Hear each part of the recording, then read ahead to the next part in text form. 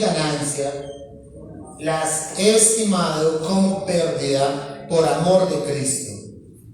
Y ciertamente aún estimo todas las cosas como pérdida por la excelencia del conocimiento de Cristo Jesús, mi Señor, por amor del cual lo he perdido todo y lo tengo todo por basura para ganar a Cristo y ser hallado en Él, no teniendo mi propia justicia, que es por la ley, sino la que es por la fe de Cristo, la justicia que es de Dios por la fe, a fin de conocerle y el poder de su resurrección y la participación de sus padecimientos, llegando a ser semejante a Él en su muerte.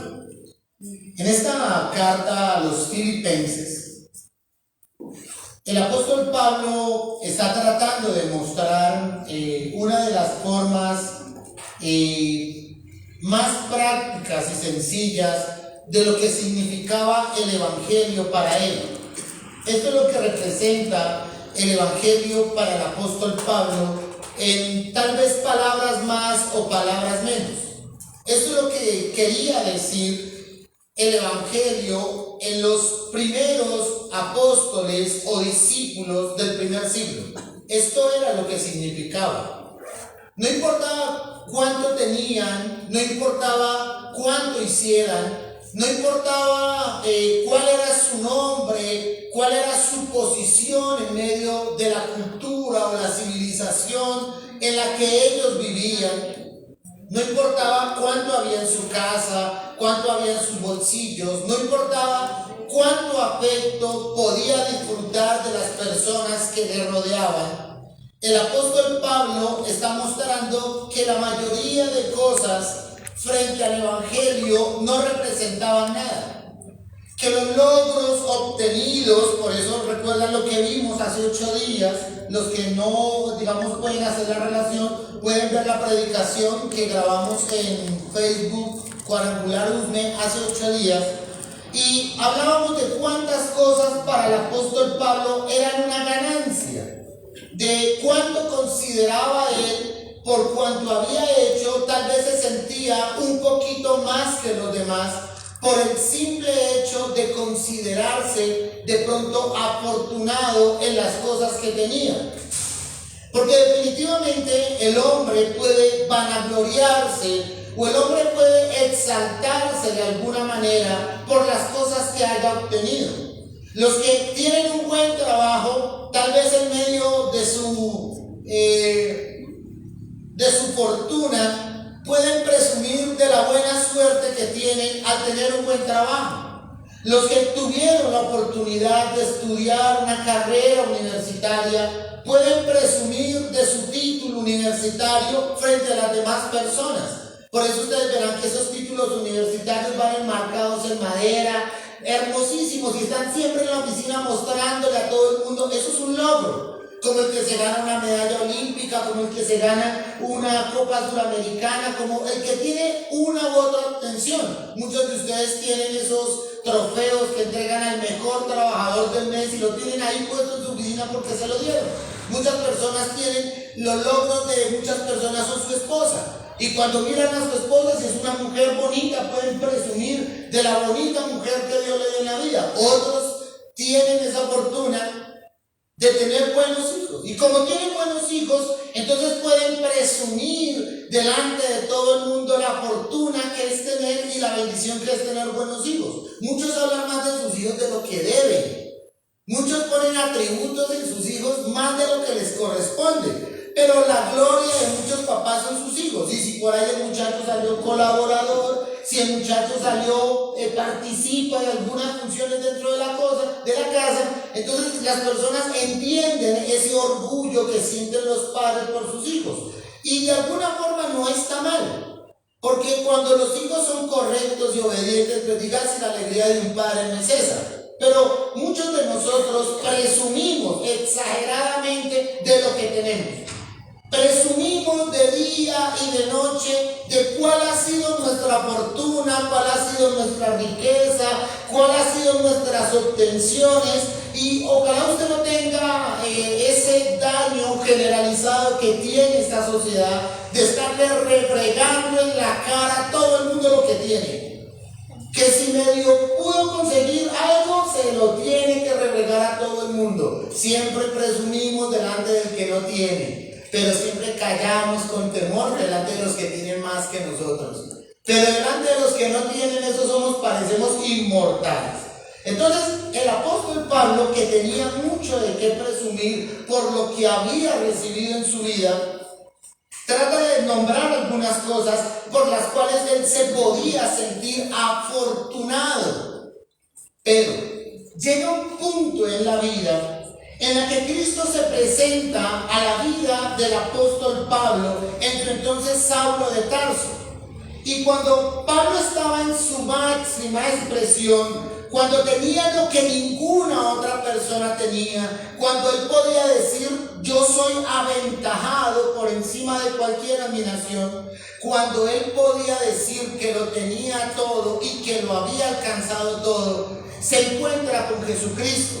Y miren cuán complejo es cuando el Señor Jesús viene a una persona y la transforma verdaderamente.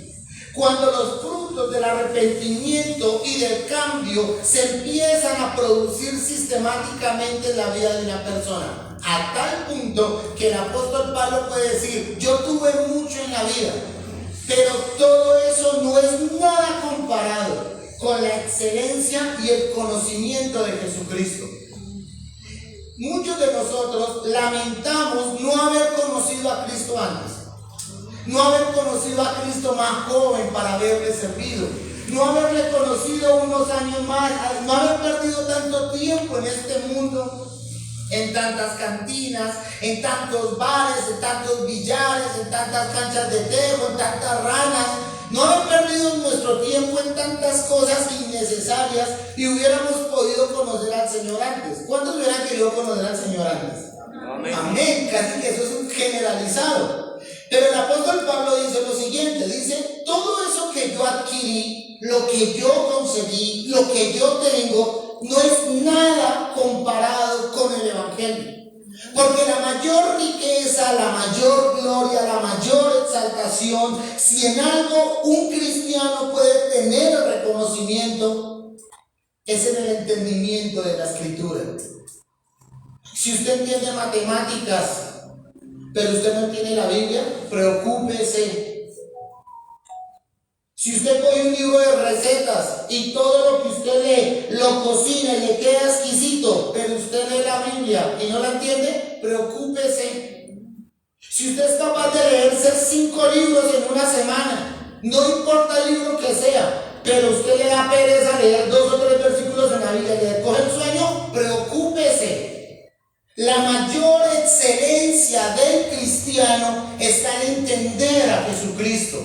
No está en su riqueza, no está en la fortuna de su familia, porque el que no aborrece a padre y madre no es digno de mí. Así que si su gloria es su mujer, mi hermano, su gloria debería ser Cristo. Si la gloria suya son sus hijos, mi hermano está equivocado. La gloria suya no son sus hijos, la gloria suya es que Cristo haya tenido de usted misericordia y lo haya llamado. Esa es su gloria. Es la única gloria que a usted le corresponde presumir o mencionar en la vida, más nada. Muchos de nosotros hablamos más de lo que tenemos y de lo que Dios nos ha bendecido financiera o económicamente que predicarle la palabra a las personas. Es más fácil decirle a la persona: yo era un pobre, no tenía nada, y a mí Dios me empezó a bendecir y ahorita tengo mucho y por eso soy cristiano. El cristiano no se mide por cuánto tiene, mi querido hermano. El cristiano se conoce por cuanto entiende de la Escritura. Ese es el cristiano. Hay unos que tienen camionetas Prado porque un día les prometieron en una iglesia y no tienen el mínimo conocimiento de la palabra del Señor. Y lo único que tienen es una casa, unos hijos para presumir. No tienen más nada. Porque nosotros hemos entendido que el Evangelio parece que se tradujera simplemente en bendiciones. Y si yo tengo algo y me sobra, y tengo mucho y me sobra, entonces yo soy un hombre cristiano bendecido. Así no conozca nada de la Escritura y no sepa nada de la Escritura. Así entienda lo que Cristo hizo en la cruz del Calvario, no lo entienda. Si tiene plata en el bolsillo, para él eso es todo, está equivocado. ¿Sabe qué dice el apóstol Pablo? Todo lo estimado por basura al lado del conocimiento de Cristo. No importa cuánto tenga usted, no importa qué tan lejos haya llegado usted, su mayor gloria se llama Jesucristo. Si algo tiene usted en qué gloriarse, gloríese en Jesucristo. Es la mayor exaltación que tiene un cristiano, es el conocimiento que tiene de la Escritura. Esa es la mayor riqueza. El apóstol Pablo dice: pero cuantas cosas eran para mi ganancia, las he estimado como pérdida por amor de Cristo. Y ciertamente aún estimo todas las cosas como pérdida por la excelencia del conocimiento de Jesús, mi Señor, por amor del cual lo he perdido todo y lo tengo por basura para ganar a Cristo y ser hallado en él, no teniendo mi propia justicia que es por la ley, sino la que es por la fe de Cristo, la justicia que es de Dios por la fe. ¿Sabe qué significa eso? Para un cristiano perderlo todo era una honra.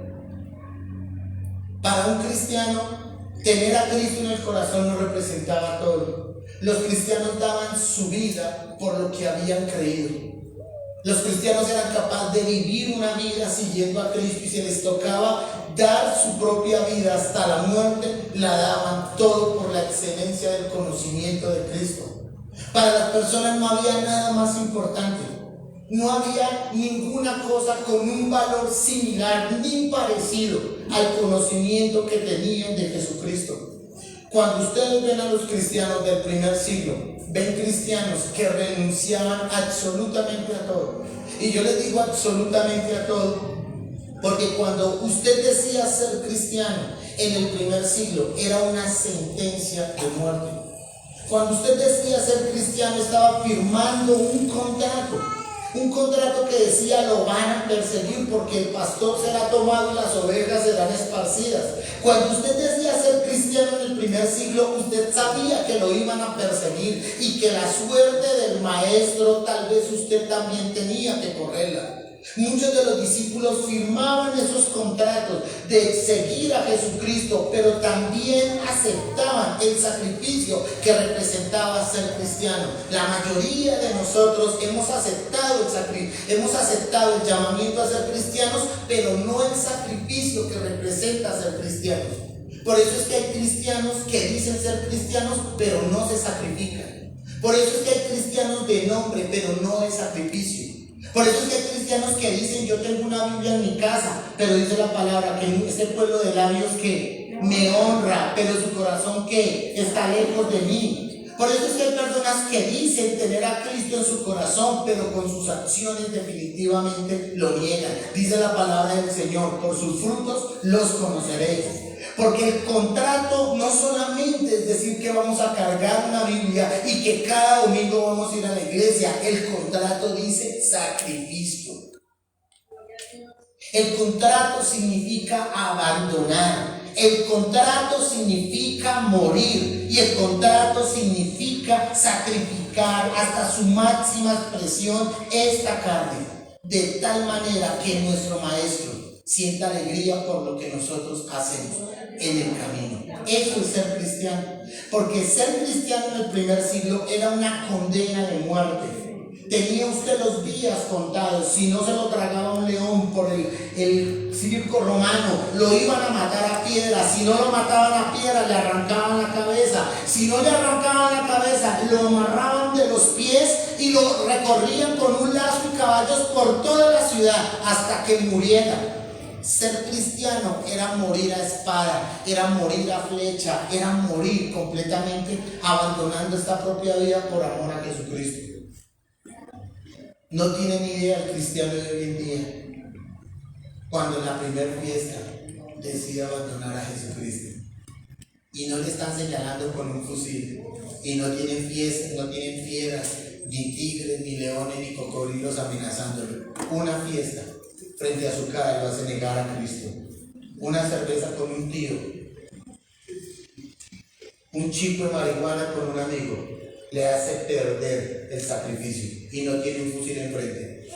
Y si en una fiesta son capaces de negar a Cristo, ¿cómo era teniendo un fusil? ¿Cómo era teniendo una espada frente a sí? No lo van a reconocer. Cuando en la milicia, la vida castrense, un soldado decide prestar el servicio y decide continuar en su vida militar, está firmando un contrato que dice sí, va a usar un uniforme, sí, va a tener un arma de dotación, pero también estás poniendo su vida. Prestar el servicio militar en Colombia no es lo mismo que prestarlo en Uruguay, en Chile o en Argentina. Prestar el servicio aquí en Colombia, ser militar, no es lo mismo que ir allí a Bolivia. El que presta el servicio o escoge la vida militar en Colombia está firmando un contrato que dice su vida está en riesgo, su vida está en peligro. Allá estaban en la General Santander, formaditos todos, entró un carro bomba, mató como a 23. Ellos estaban allá adentro. Y si ustedes se acuerdan del plan pistola de Medellín de los años 80, que pagaban por la cabeza de un policía, y cuando ustedes se dan cuenta les toca hostigar, les toca subir a la montaña, desarticular bandas, y ustedes saben que en el intercambio, hace la semana pasada murieron 2 policías en el intercambio con 2 ladrones, y hace un mes aquí en el Restrepo también un policía perdió la vida en un enfrentamiento con un ladrón. Ser policía o ser soldado en este país representa tener su vida en peligro. Eso mismo pasaba con los cristianos del primer siglo. Ser cristiano representaba perder su vida en cualquier momento, por cualquier persecución, por cualquier momento de dureza o por cualquier momento difícil de hostigamiento. Eso era ser cristiano. ¿Y sabe qué es lo complejo? Que usted firmando un contrato donde su vida era puesta en peligro, usted no lo pensaba 2 veces, sino que firmaba y decidía seguir a Cristo. No importaba si perdía su vida, lo importante era agradar a Cristo. ¿Saben algo que tenía el cristiano del primer siglo que no tiene el creyente del siglo XXI?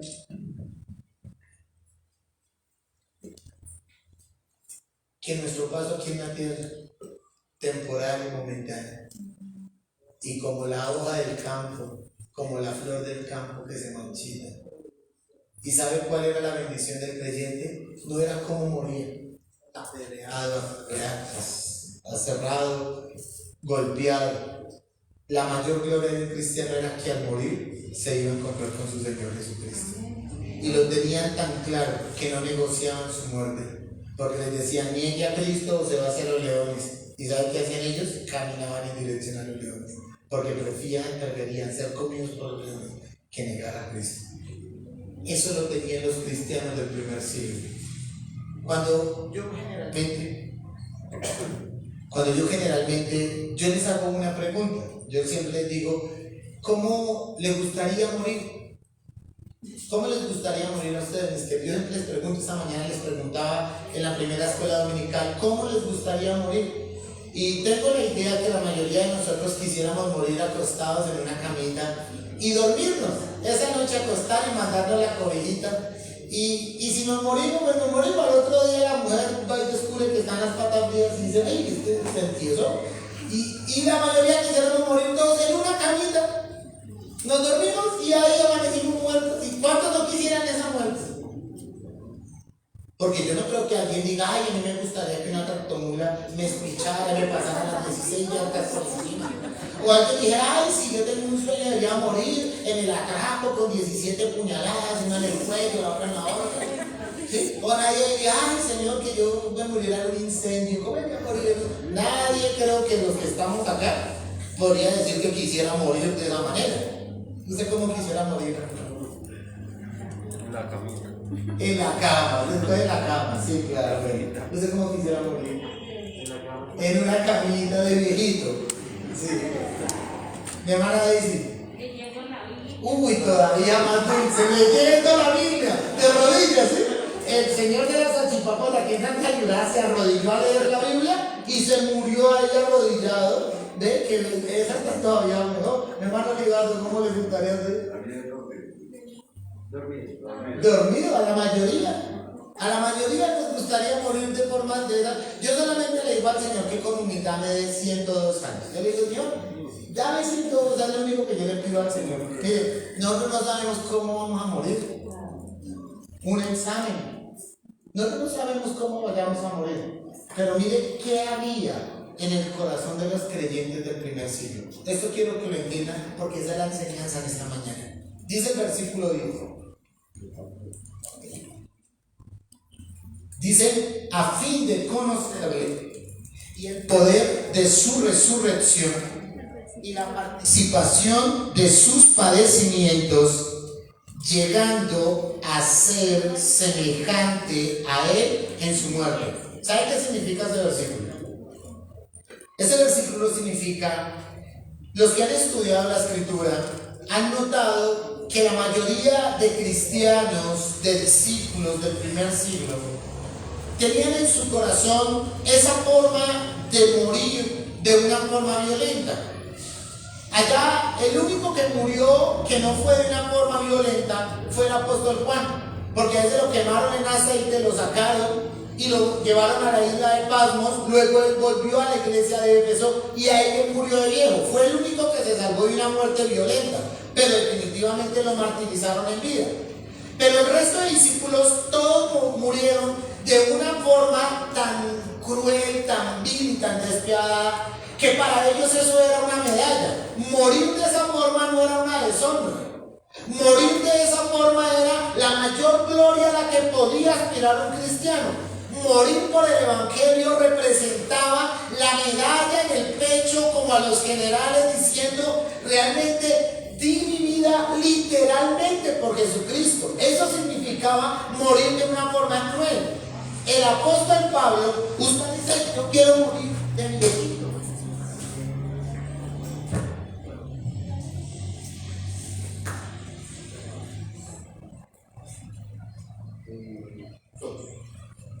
El apóstol Pablo no soñaba con ninguna de estas muertes bonitas. El apóstol Pablo, mi hermana, yo creo que su pensamiento es mucho mayor que el del apóstol Pablo, morir leyendo la Biblia. O morir en una cama de viejito. ¿Sabe qué decía el apóstol Pablo? Yo quisiera padecer igual que Cristo.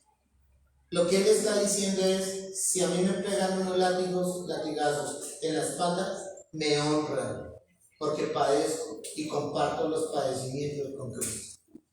Si me tienen que poner una espina, una corona de espinas en mi cabeza y hacerme sangrar, él decía, a mí me honraría llegar a morir igual que Jesucristo. Y si ponen un palo en mis espaldas y me ponen a caminar 3 kilómetros camino al Calvario, en medio del dolor y del sufrimiento, para mí sería una honra morir igual que Jesucristo.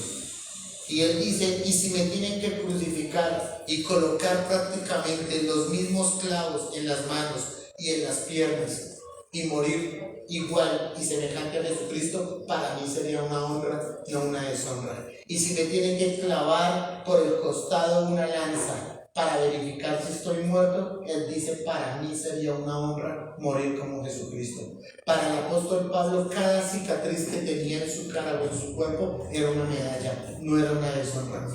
Cada paliza era una oportunidad más valiosa para predicar el evangelio. Ninguna paliza desanimó al apóstol Pablo. Cuando él llega a la carta de los Gálatas, él dice, yo llegué con dolor y sufrimiento y ustedes me recibieron con dolor y sufrimiento. Cuando estuvo en Éfeso, lo apedrearon, lo golpearon y lo sacaron medio muerto cuando estaba en la ciudad. Cuando él llegó a Filipo, lo amarraron a un cepo y lo tenían ahí después de haberlo castigado y haberlo latigado. Y para el apóstol Pablo, pasar por el molino y sufrir como sufrió nuestro Señor Jesucristo era una honra, no era una deshonra.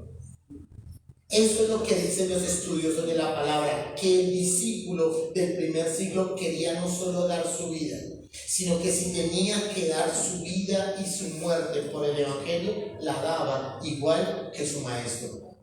Que su inversión mayúscula era vivir por Cristo, pero también por morir por Cristo. Con Cristo estoy juntamente crucificado. Con Cristo no estoy en una hamaca con un cocosuí. Con Cristo estoy no en una hamaca o en una mecedora esperando que me lleguen los años de viejo. Con Cristo no estoy en una playa de San Andrés disfrutando una buena manteada a la orilla del mar. No, señores, con Cristo estoy juntamente crucificado. Y ya no vivo yo, mas Cristo vive en mí. Y lo que ahora vivo en la carne, lo vivo en la fe del Hijo de Dios, el cual me amó y se entregó a sí mismo por mí. Eso era una honra. Una honra para un cristiano era dar su vida completamente por Jesucristo. Eso es lo que significa eso. No cristianos estacionarios, que son cristianos en primavera, pero no son cristianos en otoño. Que son cristianos en verano, pero no son cristianos en invierno. Que son cristianos en enero, pero no son cristianos en diciembre. Y ahorita viene diciembre con todas sus alegrías. Aquellos diciembres que nunca volverán. Y ya viene asomando la nariz en diciembre. Y más de uno ya está pensando, toca ir al grado de fulano, toca ir al matrimonio de sultano, toca ir donde mis tíos el 24 a comer tamal, toca ir de no sé qué. Y muchos de los cristianos van a perder la batalla ahorita en diciembre. Todo el año luchando, todo el año peleando, todo el año sacando adelante el evangelio, y ahorita en diciembre más de uno va a perder la fe. ¿Sabe algo, mi querido hermano? Eso no pasaba en el primer siglo. Quienes abandonaban porque las cosas viejas que y aquí todas son hechas nuevas, eso era conducta.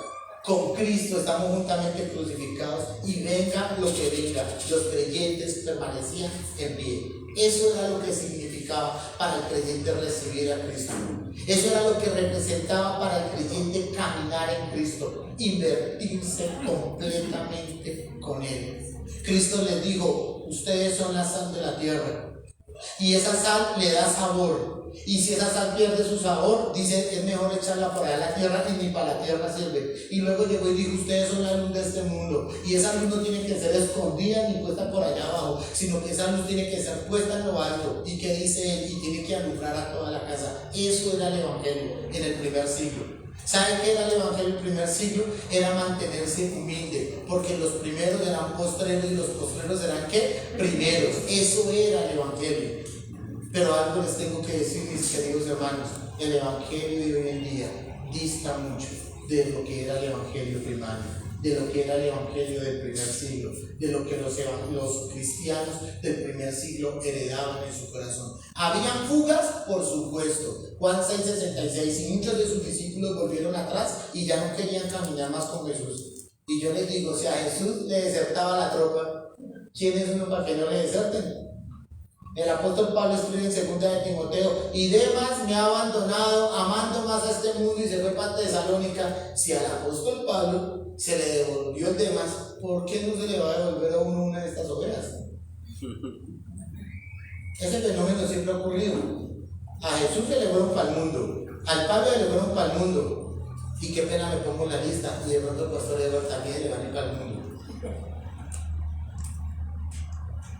Porque infieles siempre los han ido, pero fieles también, y muchos. Que sea usted contado dentro de los fieles, y que no sea usted contado dentro de los infieles. Que usted sea llamado hijo de Dios, buen siervo fiel, en lo poco fuiste fiel, en lo mucho te pondré. Que sea usted contado dentro de los fieles. Usted tiene que decirle al Señor, Señor, sí, yo soy cristiano, pero de corazón parrandero. Dígale, sí, Señor, yo soy cristiano, pero a veces fumo. Señor, yo soy cristiano, pero ando codiciándole a la mujer a mi prójimo. Señor, yo soy cristiano, pero me encantan las mentiras, me las disfruto cuando yo digo mentiras. Señor, yo soy cristiano, pero soy chismoso, de esos chismosos que arman una trifulca. Dígale al Señor lo que usted es, pero también dígale al Señor, pero haz tu obra en mí y perfeccióname. Soy quien soy, Señor, pero tú me puedes cambiar y tú lo puedes hacer todo completamente nuevo, porque Dios nos pasó de las tinieblas a su luz admirable y nos pasó de muerte a vida. Eso es lo que hizo, y las cosas viejas pasaron y aquí todas son hechas nuevas. Nosotros debemos entender que Cristo está produciendo cambios a través del Espíritu Santo en nuestras vidas. Y que no somos perfectos, sino que somos un laboratorio donde somos cristianos que estamos siendo perfeccionados para un día encontrarnos con Él. Amén. Entonces es importante que entendamos qué era lo que entendían los discípulos del primer siglo para poder comprender a través de la escritura cuál es el sentimiento que usted debe tener frente a la vida o la muerte. Porque el apóstol Pablo dice, para mí sería una honra morir como Jesucristo. Yo le hago una pregunta, ¿para usted también es lo mismo? No, ¿cierto? Uy, no, pero yo no he sido tan malo. Porque Jesús era bueno y vea que lo que le pasó. Y usted que todavía es más bueno que Jesús, entonces imagínese, tiene que morir de viejo en una cama. Cuando todos deberíamos morir crucificados como murió nuestro maestro. Si estuviéramos en el primer siglo, ay, mis queridos hermanos, otro sería el canto. Esto en el primer siglo, ay, Dios mío, otro sería el canto. Pero mis queridos hermanos, para los apóstoles del primer siglo, para los discípulos del primer siglo era una honra dar su vida por Jesucristo.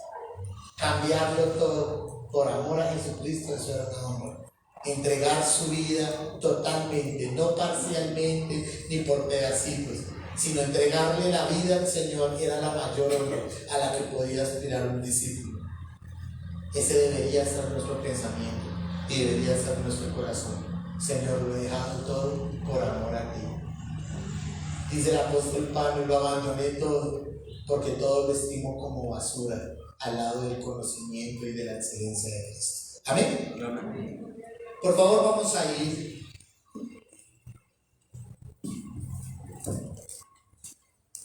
ir a 1 Corintios, capítulo 15, versículo 14. 1 Corintios, capítulo 15, versículo 14. Dice la palabra, y si Cristo no resucitó, vana es entonces nuestra predicación, y vana es también, ¿qué dice? Vuestra fe. Vuelvo y lo leo. Y si Cristo no resucitó, vana es entonces nuestra predicación, vana es también vuestra fe.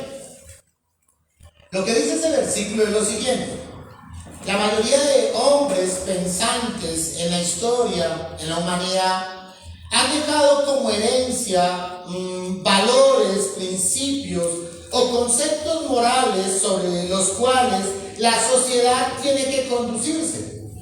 Jesús no fue el único que enseñó que había que tratar bien a las viudas. Jesús no fue tampoco el único que logró decir que era necesario cuidar de las viudas. Antes de nuestro Señor Jesucristo ya habían unas conductas que asociaban el buen tratamiento dentro de la humanidad, de tal manera que había políticas y constituciones anteriores a nuestro Señor Jesucristo.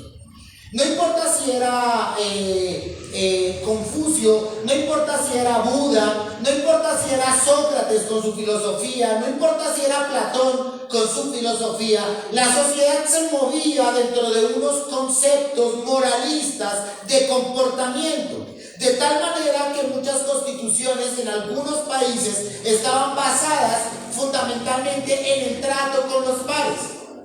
Pero ninguno de estos hombres, por más que haya querido darnos por herencia un conocimiento, por más que las conductas morales y éticas del Corán enseñen cómo debe ser el comportamiento entre pares, por más que el capital de Carlos Marx nos haya enseñado cómo debemos conducirnos económicamente en una sociedad, por más que Lenin haya querido darnos conductas en base al comunismo con Stalin, por más de que Hitler, Mussolini, a través de teorías fascistas hayan tratado de enseñarnos cómo debe ser el comportamiento socialista del Estado con la nación, no importa cuántos conceptos la humanidad haya movido uno tras el otro, hay una sola verdad que lo cambia todo. Todos ellos, no importa cuál sea, murieron y perecieron. Y sus doctrinas son tan cuestionables que el comunismo es cuestionable, el capital de Carlos Marx es cuestionable, las doctrinas de Sócrates cuestionables, Platón es cuestionable. Pero hay algo que cambia todo el concepto moralista, filosófico, intelectual, de conducta en la humanidad. Es este versículo. Porque dice la palabra, si Cristo no resucitó, vana es entonces nuestra predicación y vana también es nuestra fe. Significa que el cristianismo no es como las demás creencias, no es como los demás conceptos sobre el cual el mundo se mueve, sino que nosotros debemos entender que el mayor principio de nuestro amado Señor Jesucristo fue el que haya resucitado. Esto lo cambia todo. ¿Por qué? La mayor riqueza que tenemos en Cristo no es su nacimiento. Nosotros ahorita arrancamos para Navidad y ahorita en Navidad usted va a poner su árbol. Me imagino, usted va a poner sus luces, muchos van a poner hasta el pesebre, van a decorar su casa de luces, van a comer natilla y buñuelos, arroz con leche. Muchos de ustedes van a tener una actividad de Navidad y les voy a contar algo. Celebran más en Navidad que fue el nacimiento, la natividad de nuestro Señor Jesucristo, ¿sí? Que su muerte. Y resulta que Cristo hizo más con su muerte que con su nacimiento. Cristo hizo más con su muerte que con su nacimiento. Pero muchos de ustedes celebran más el nacimiento que su misma muerte, cuando nosotros deberíamos celebrar la muerte de nuestro Señor Jesucristo. Aquí lo llamamos la Semana Mayor, que para mí muchas veces la Semana Mayor también es una semana de hipocresía, igual que el Día de la Madre, porque las iglesias en Semana Santa están repletas, hipocresía, igual que los restaurantes del Día de la Madre, hipocresía, porque todo el año no llevan a su mamá a comer a ningún restaurante. Pero el Día de la Madre se la llevan y le compran zapatos. Hipocresía. Teniendo a la mamá todos los días ahí. Pero se les ocurre honrarla el Día de la Madre. Y eso no es una festividad, es una borrachera, es cosa terrible. Y a eso lo llamamos el Día de la Madre. Como nosotros llamar Semana Santa, esa romería que hacen en Semana Santa. Que ahí sí todo el mundo quiere ir a misa. Y ahí sí todo el mundo quiere ir a las iglesias. Lo que usted debe entender que lo mayor que hizo nuestro Señor Jesucristo no fue su nacimiento, necesario, pero no fue su nacimiento. A través de su nacimiento vino la profecía. Pero si Jesús solamente hubiera nacido, no hubiera pasado nada. Pero la muerte de Jesucristo fue la que nos trajo salvación. Pero les voy a decir algo que es más importante. No importa cuánto usted vale la muerte de Cristo, otros también murieron. Lo importante de Jesucristo no es que haya muerto. Lo importante de Jesucristo es que al tercer día resucitó de entre los muertos. La mayor fiesta y el mayor gozo para el creyente no es la muerte de nuestro Salvador, sino que Jesucristo se levantó de entre los muertos. Cuando Jesucristo se levantó de entre los muertos, lo cambió todo. Ustedes se imaginan a Carlos Marx predicando el capitalismo y editando en el New York Times, que se hubiera levantado entre los muertos Carlos Marx y hoy en día estuviera escribiendo en el New York Times, pero se murió y junto con él murió su obra. Junto con Confucio murieron sus principios, pero una cosa le dio vida a la palabra. ¿Sabe qué le dio peso a la palabra? Que Cristo resucitó. Amén. Y eso lo cambia absolutamente todo. ¿Sabe qué dice la Escritura? Y si Cristo no resucitó, vana es nuestra predicación y vana también es vuestra fe. Si Cristo no resucita, nosotros no tendríamos fe, porque nuestra fe y nuestra esperanza estaría puesta en un muerto. Y andaríamos igual que muchos yendo a hablar a los muertos allá, van a las requilinas, van a las cositas, esos, ¿cómo se llama? Los cajones, y allá ponen la lápida. Y ustedes van a los cementerios y hay gente hablando con esas lápidas, qué miedo. Y hay gente hablando con esos huesos, qué miedo. Y hay gente que llevan y limpian, podan la tumba y le mandan colocar su epitafio. Se quedó viéndola a todo el mundo. ¡Pim! Y ahí está el epitafio, dame oro. Y la gente va y pone sus flores y se ponen a hablar con muertos, con huesos. Si nosotros tuviéramos un lugar donde tuviéramos que llevarle esas flores a nuestro Señor Jesucristo, no existiría la fe en el corazón del cristiano. La razón de que haya fe en el corazón del cristiano es que Él se levantó. Eso trajo fe a la vida del cristiano. Usted hoy en día puede pedirle al Señor, aquí dice Esteban cuando muere, dice yo veo a Jesús a la diestra del Padre, y Jesús dijo, aquí yo estoy con vosotros todos los días hasta el fin del mundo. Usted puede creer eso porque Él se levantó de entre los muertos. Pero si Jesús no se levanta de entre los muertos, vana sería nuestra predicación. Les voy a decir qué tan crítico sería. ¿Usted para qué deja la cerveza? Pues para encontrar un día con Jesús. ¿Usted para qué dejó la marihuana, el perico y el bazuco? Pues para encontrarse un día con Jesús. ¿Usted para qué dejó sus amantes? Pues para encontrarse un día con Jesús. ¿Usted por qué dejó el cigarrillo? ¿Por qué dejó la laxivia, la concupiscencia, el chisme? ¿Para qué dejó usted todas esas cosas? Si Cristo no hubiera resucitado, en vano dejaríamos todas esas cosas. No valdría la pena. ¿Dejar todo eso para qué? ¿Qué nos espera? Nada, no habría fe. Pero el hecho de que haya transformación en nuestra vida es porque tenemos la certeza que al morir nosotros nos vamos a encontrar con los ojos más bonitos del mundo, los ojos de nuestro amado Salvador. Mis queridos hermanos, deben entender a través de la palabra, deben entender a través de la palabra, que lo que realmente le da sabor a nuestra fe es que Él haya resucitado. Es la mayor fuerza de nuestro evangelio, que ninguno otro ha resucitado. Que ningún otro está sentado a la diestra del Padre sino Jesucristo. Es la mayor base de nuestra fe. No importa cuánto Él haya dicho, no importa cuánto Él haya enseñado, si Él no hubiera resucitado, hubiera sido una obra maestra en una biblioteca más. Esas serían las palabras de Jesús. Pero por cuanto Él resucitó, le dio vida a su palabra. Por eso es que usted leyendo los versículos de la palabra empieza a cambiar. Por eso es que usted leyendo la palabra empieza a tener una transformación, porque Él resucitó. Por eso es que cuando usted lee la palabra a veces siente ganas de llorar y usted dice, Señor, gracias por tu bendita palabra, porque está haciendo cosas maravillosas en mi vida y en la vida de mi familia. Por eso es que usted dice, cree en el Señor Jesucristo y serás salvo tú y toda tu casa. Si Cristo no se hubiera levantado entre los muertos, usted no podría creer eso. Usted vería a los suyos derretirse como se derrite la vela y usted no poder orar esperando un milagro. Usted estaría enfermo y usted no tendría que hacer. Usted está enfermo y por lo menos mira al cielo diciendo, ten misericordia de mí, Señor. Haz un milagro en mi vida. Si usted ve un borracho por ahí en la calle, usted diría, Señor, Padre, haz algo con ese hombre, se está perdiendo. Si Cristo no se hubiera levantado entre los muertos, usted no podría pedir eso. Si Cristo no se hubiera levantado entre los muertos, usted no podría decirle, Señor, ayúdeme, tengo años luchando con esta adicción, tengo años luchando. Si Cristo no se hubiera levantado entre los muertos, usted no podría pedir eso a Jesucristo. Pero ¿saben algo, mis queridos hermanos? Esa fe que vino a la humanidad, vino cuando Él se levantó entre los muertos. ¿Y sabe algo? Nuestro Cristo no está muerto. Nuestro Cristo está vivo. Y dice la palabra que vive y vive para siempre.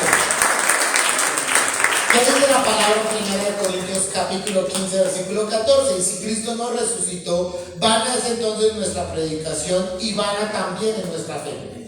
Y ahora miren lo que sigue en la escritura. Por favor vayan al versículo 42.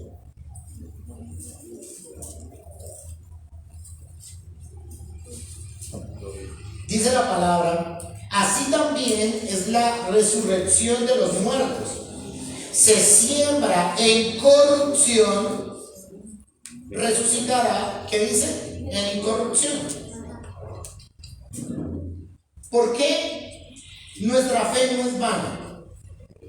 Cuando el creyente muere, que es lo que debemos entender, el creyente no va a un juicio. Es algo que el cristiano tiene metido en su cabeza y es terriblemente peligroso, porque el creyente muchas veces está para morirse y tiene la incertidumbre si se va para el cielo o se va para el infierno, de tal manera que han colocado en nuestra cabeza que el creyente va a un juicio y que ahí está el acusador señalándole, denigrando de él, hablando mal de él. Pero también abogado tenemos, porque eso dice la escritura, Jesucristo es el abogado, y que en ese juicio está el acusador, está Jesús, y Jesús se para y dice, no, este es hijo mío, Y por lo tanto justificado es y va a la herencia. Es lo que hemos recibido nosotros. Pero el cristiano no va a ningún juicio. El cristiano va a ese trono, es a la obtención de su herencia, a la obtención de su corona o a la obtención de lo que haya recibido, de lo que Dios tenga para él. Cuando el creyente muere, realmente se encuentra con Jesucristo. Para el creyente y el Hijo de Dios. El impío va a un juicio. Por eso es que cuando una persona no tiene a Cristo en su corazón, duda dónde va a pasar la eternidad y tiene tembleque. Y por eso es que cuando una persona está moribunda, a punto de morirse, ahí sí empieza a pedirle perdón a todos, porque sabe que el tiempo se está acortando. Mi querido hermano, usted debe entender que para nosotros el paso más glorioso no es el momento más glorioso del creyente no fue cuando hizo la oración de fe. El paso más glorioso del creyente no fue cuando se bautizó. El paso más glorioso del creyente, por bonita que haya sido la mujer, no fue haberse casado. El paso más glorioso de un creyente no fue haber visto a sus hijos llegar a los pies de Cristo. El paso más glorioso que tiene el creyente es el día que se encuentre con él cara a cara. Amén. Porque nosotros lo hemos leído y nos lo hemos imaginado en la Escritura. Y nosotros vivimos por fe leyendo la Escritura, pero no le hemos visto. Me cuenta esta semana un hermano que era parrandero, no sé si mujeriego, pero tiene cara. Me dijo pues que era solo parrandero. Y él me dice, imagínate que un día tuve un sueño y yo soñé que yo iba a un lugar muy bonito, muy especial, y allá estaba Jesús. Él dice que era como el Getsemaní. Y que allá estaba Jesús, pero Jesús no se veía en la cara, pero él lo reconocía porque tenía como una vestidura blanca y sandalias. Y él sabía que era Jesús. Y dice que él fue detrás de Jesús y Jesús le dijo, hasta que no cambies, no vas a estar en este lugar. Que si él quería llegar a ese lugar, tenía que cambiar. Y eso fue en un sueño. Y él dice, a mí nadie me predicó, yo soñé eso. Y cuando yo me desperté, dije, tengo que cambiar para un día llegar a ese lugar. Dice el hermano que él soñó eso.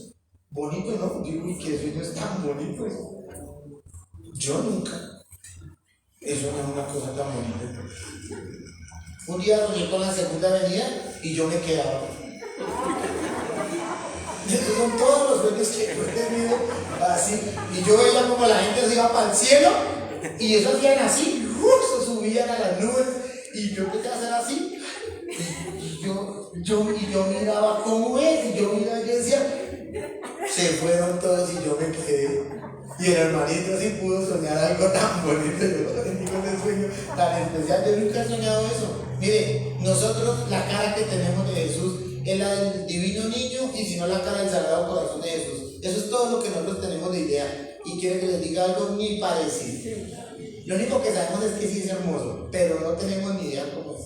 Que si en vez de candado tiene barba, que si en vez de barba la tiene bajita, que si tiene la 2 arriba y la 45 abajo, no sabemos. No sabemos. Pero lo único que sabemos por fe es que un día nos vamos a encontrar con Él. Y que ese es el momento más glorioso para un hijo de Dios. Es lo que nosotros debemos entender. Que el momento más glorioso en la vida de un creyente no es su nuevo nacimiento. El momento más glorioso, así como el momento más glorioso de Cristo fue cuando murió, el momento más glorioso para el cristiano también es cuando muera y se encuentra directamente con Él. Va a ser el momento más especial. Por eso la muerte hace parte del plan de redención. Porque Cristo nos llamó, Cristo nos santificó, Cristo nos justificó, Cristo nos redimió del pecado, nos lavó, nos justificó. El Señor nos... ¿cómo se llama esta palabra? ¿El nuevo nacimiento? Yo la nombro mucho. Lo justificó, la otra es... lo regeneró, ¿sí? Y Cristo hizo la obra que es perfecta en el creyente. ¿Ahora qué le hace falta? Para que sea perfecta la obra del Señor, ¿qué le hace falta? Pues que muramos. La obra del Señor no va a ser perfecta hasta que nosotros no muramos. El día que se muera usted, querido hermano, ese día la obra de Dios es perfecta. Porque ese día usted ya está listito y preparado para encontrarse con Jesús cara a cara. Pero el momento más glorioso del creyente es al que más le tiene miedo. Porque la mayoría de nosotros le tenemos miedo a la muerte. ¿Y quién diría que el momento más especial del cristiano es al que más le tiene miedo? ¿Quién diría? Paradójicamente. ¿Saben qué es lo que significa? Que usted lo debe entender. Dice la palabra, se siembra en corrupción, pero resucitará en incorrupción. ¿Qué significa eso? Simple. Allá en el cielo, cuando usted llega tarde a su trabajo y su jefe le dice, hermano, ¿usted por qué llegó tarde? Entonces usted de una vez dice, ¿qué le digo? ¿Qué le digo? Entonces usted qué rápido pensando dice, o piensa, dice, los semáforos estaban en rojo. Hubo una manifestación. Se me quedó la billetera. Llegué al portal, no tenía plata. Mejor dicho, yo me las sé todas porque yo, al igual que ustedes, también las pienso. Y yo digo, Señor, y la gente le pregunta, ¿usted por qué llegó tarde? Y entonces, antes de usted decirle la verdad, usted ya ha maquinado 30 y 40 mentiras para decirle. Y usted cuadra todo, y si le toca llamar a un cómplice, lo llama. Pero el delito tiene que quedar perfecto, con coartadas y todo. Así somos nosotros.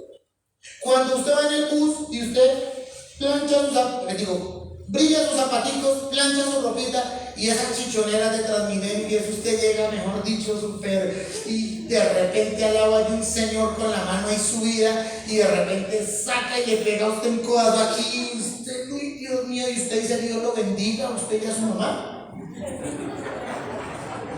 No, ¿cierto? Lo primero que usted piensa es en una grosería con 45 consonantes.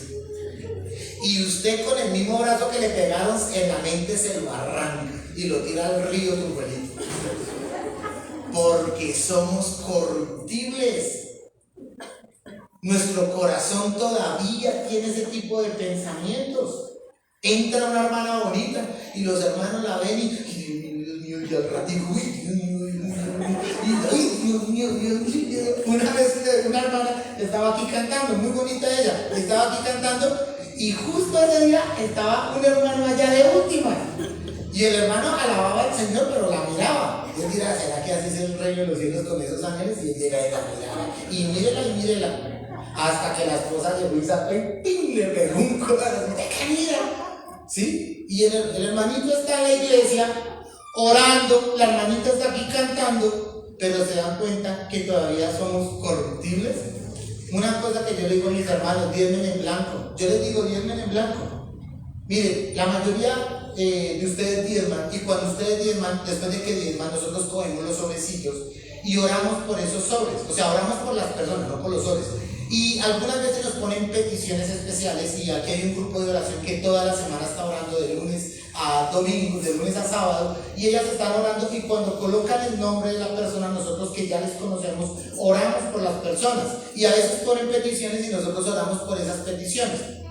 Pero miren por qué yo amo que diezmen en blanco. Porque les voy a decir algo, aunque sea el pastor, es corruptible. Y haga de cuenta un hermano que está diezmando 1,5 millones cada quincena. Y el pastor, cuando ve a ese diezmo, dice 1,5 millones. Y le coge se vuelve salamero y empieza a saludar al que diezma 1,5 millones, lo empieza a saludar con más cariño. ¿Por qué? No sabemos. Pero, ay, hermano, ¿cómo está? Dios lo bendiga, se peluqueó, ¿cómo se ve de bien? Porque es tremendo diezmado, porque el corazón es corruptible, engañoso es el corazón, más que todas las cosas. ¿Y cómo son los hijos de mayor diezmador? Pues unos campeones, ¡hola chiquitín! Porque son los hijos de mayor diezmador. De alguna forma, el corazón de los hombres es corruptible. Yo por eso les digo, diezmen en blanco. Diezmen en blanco. A la larga, el único que le importa lo que usted diezma y la cantidad quién es, al Dios de los cielos. Al pastor le importa cuánto usted diezma, ¿para qué? Al pastor le importa usted quién diezma y cuánto diezma, ¿para qué? Eso es algo que tiene que ver es suyo con el Señor. Hágalo con el Señor, no lo haga con el pastor. Y si usted hace algo para que el pastor lo vea, está mal hecho, mi hermano. Usted tiene que hacer las cosas para que el Dios de los cielos lo vea, no para que el pastor lo vea. Pero aún así el corazón es ¿qué? Corruptible. ¿Saben qué va a pasar cuando nosotros moramos? Eso deja de pasar. En el cielo no hay corruptibilidad. ¿Sabe qué significa eso? Que en el cielo ese deseo que usted tiene permanente de contar un chisme se desapareció. ¿Usted es bueno guardando secretos? ¿O usted es bueno contando chismes? ¿Usted es de los que recibe un chisme y le dicen no le diga a nadie, y si le dice a alguien, por favor dígale que no le diga a nadie más. ¿Usted es bueno guardando secretos? ¿O usted le pica cuando está harta gente? Usted se lo guarda solo porque solo pues qué. Pero cuando usted ve a esa gente, usted dice, ay, yo tengo algo que contarles. Ay, se escapó. Mis queridos hermanos, en el cielo a usted no le va a picar esa gana de estarlo contando otro. En el cielo, si a usted le preguntan algo, usted no va a tener ni siquiera la mentalidad de qué digo, qué respondo, cómo respondo. No, en el cielo solamente existe la verdad. Porque allá no entra la corruptibilidad. Lo que nosotros somos deja de existir. ¿Saben nosotros por qué creemos eso? Porque Cristo resucitó entre los muertos. Si Cristo no hubiera resucitado entre los muertos, nosotros no creeríamos eso. ¿Saben? Algo que nosotros debemos entender, las relaciones con nuestros pares en el cielo va a ser honesta y transparente. Usted sabe cuánta gente hay diciéndole a usted una cosa en la cara y haciendo otra cosa en las espaldas. Usted sabe cuánta gente les... ojalá tuviéramos ese discernimiento de saber cuántos nos mienten, cuántos nos dicen mentira a cada hora. Sabe que en el cielo no hay campo para eso, por cuanto en el cielo no se ha estrenado el primer mentiroso. Porque dice la palabra que los mentirosos no van al cielo. ¿Sabe qué significa que en el cielo no haya mentirosos? Allá todo es perfecto. Y la incorruptibilidad del hombre desaparece. Dice el versículo 43: se siembra en deshonra, resucitará en gloria. Se siembra en debilidad, resucitará en poder. Dese cuenta que ya usted no va a sufrir con las tarjetas de crédito para las navidades, pobres tarjetas, especialmente la de Codensa, la más comercial en diciembre. Pobres tarjetas de crédito en diciembre, tibiecitas a toda hora. Y eso usted tiene 3 millones de esas tarjetas y usted no ve qué hora para gastárselo. Y usted tiene el teléfono de una amiga y peleó con su mujer. Y usted ve el teléfono codicial y usted dice, llamémosla solo para saber qué está viendo. Una pequeña debilidad en el corazón. ¿Sabe algo, mi querido hermano? En el cielo no hay debilidades. En el cielo no hay debilidades. Usted no va a sentir ninguna debilidad por hacer algo incorrecto. Allá usted no va a sentir los deseos profundos de su corazón obedientes a los deseos de la carne. ¿Sabe por cuánto? Por cuanto ese lugar fue preparado como herencia para los hijos de Dios. ¿No es un lugar al que usted quiere ir? Dice la palabra del Señor en el versículo 49. Y así como hemos traído la imagen del terrenal, traeremos también la imagen del celestial. Pero esto digo, hermanos, en el versículo 50, que la carne y la sangre no pueden heredar el reino de Dios, ni la corrupción hereda la incorrupción. Versículo 51, he aquí os digo un misterio, no todos dormiremos, pero todos seremos transformados. A veces uno se queja porque, digamos, hay algunas cosas que no marchan bien en nuestra vida, ¿sí? Y a veces exigimos demasiado de las personas, a veces esperamos mucho en las personas, que usted no cambia, 20 años usted no cambia. Y a veces nosotros vamos a ver que no podemos cambiar. La mujer no le puede cambiar el genio al marido. El marido no le puede cambiar el genio a la mujer. Un padre le cuesta cambiar el carácter de un hijo. Mucho menos un hijo va a cambiar el carácter de un padre. Quiero que les diga algo, mis queridos hermanos, para que ustedes tengan una idea. Nosotros a veces queremos ser casi perfectos. ¿Cuántos estamos lidiando con una debilidad, con una tentación? ¿Cuántos estamos lidiando con un pecado que no hemos podido dejar por años? Y lucha y se lo propone. ¿Cuánto lleva sin fumar? 3 meses. Me encontré una muchacha por ahí predicando en el 7 de agosto y yo le decía, ¿cuánto lo más que lleva sin fumar? Y me dijo, lo más que he durado sin fumar 3 meses. Y eso es un logro muy grande, no lo ha podido dejar. Y muchas personas sufren a veces desafortunadamente con la mentira, tengan cuidado con eso. Muchos sufren con el chisme, tengan cuidado con eso.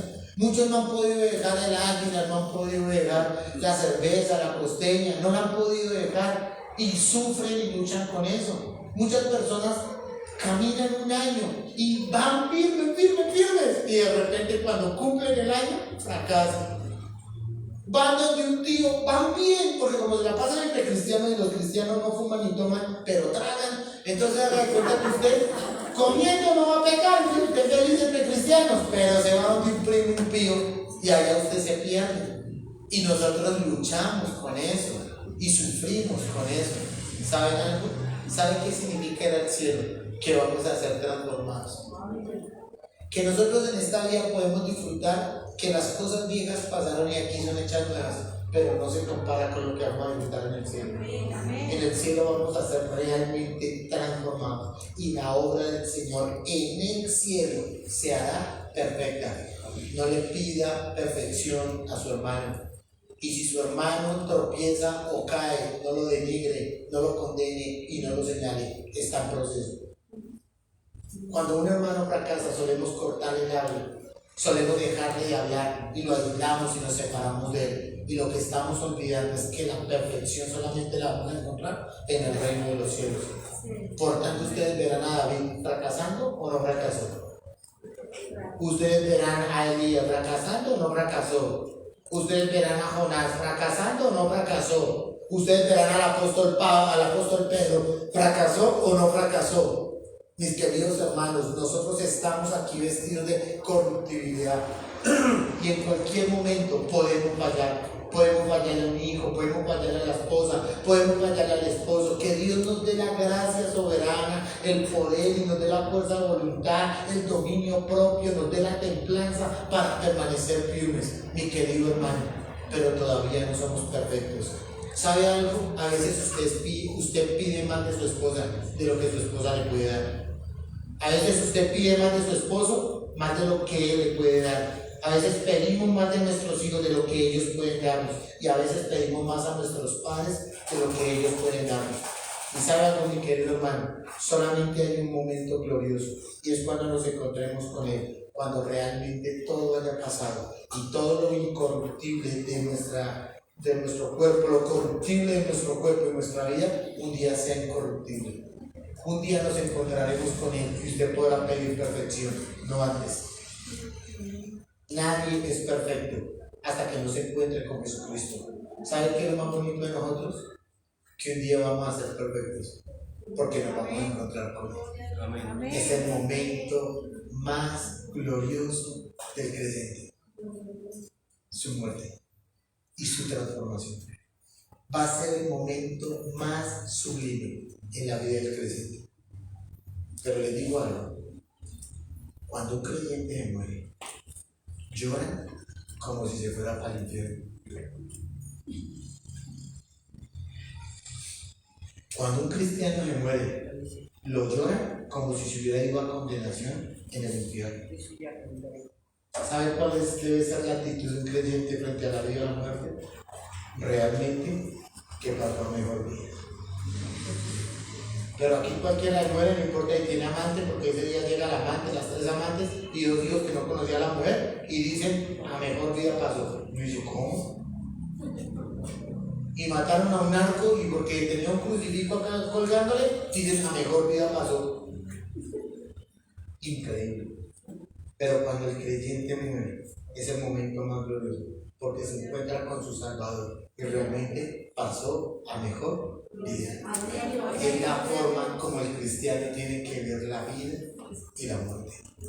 Por doloroso y duro que sea, debemos entender que esa persona se encontró con el Salvador y que realmente pasó de ese estado de corruptibilidad a un estado de incorruptibilidad. Significa que Él fue hecho perfecto el día que se encontró con Jesucristo. Amén. Por favor, colóquese sobre sus pies.